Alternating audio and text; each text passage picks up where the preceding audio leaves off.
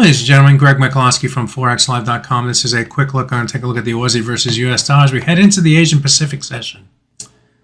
The price action today in this currency pair initially saw a move to the downside. That move to the downside was helped by weaker than expected CPI data that came out of Australia, and it sent the price below this swing area through here, where we had a number of different swing lows and swing highs that came in between the 0.6453 and 0.6458 level. You can see the number of different times that the price came into that area and found either buyers or sellers, including trading this week.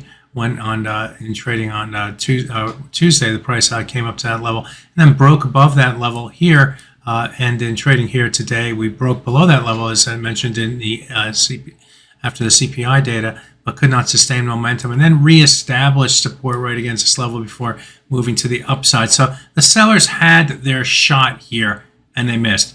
And then the price rotated to the upside in the early New York session. We saw momentum to the upside develop, and in the process, the price moved above the high price from last week. That was these levels right through here, and also the high price from yesterday's trade. Right here, the price broke above those levels, and we saw an increased momentum. That momentum continued until we reached the high price, not from last week, but from the week before at this level right through here. And once again, or not once again, but this time the sellers leaned against that level and forced the price to the downside, and that's what we've seen since that time. We've seen a retracement of the gains. Dollar selling turns to dollar buying, and lo and behold, we're back near the closing level from yesterday's trade.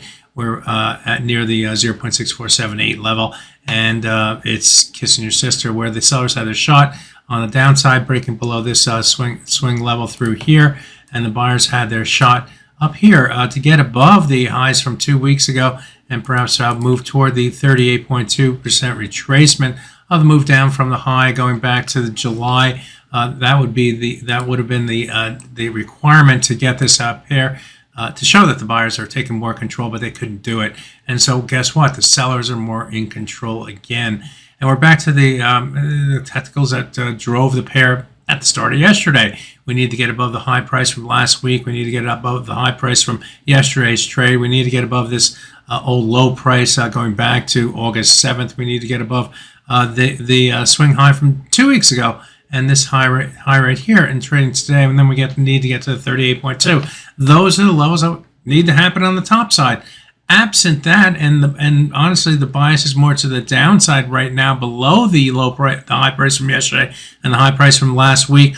And we're going to look toward this swing area right through here, where we moved below it earlier in the day, but then found support against it. So we need to get below the 0.6453 to 58 level, and then we'll have traders looking toward the 100 and 200 hour moving averages on the downside. So a bit of a disappointing day. The sellers had their shot below on the downside. The buyers had their shot on the top side. Both of them missed, and we're trading near unchanged on the day. Redo for tomorrow. My name is Greg Michalowski. Good fortune with your trading. Bye-bye now.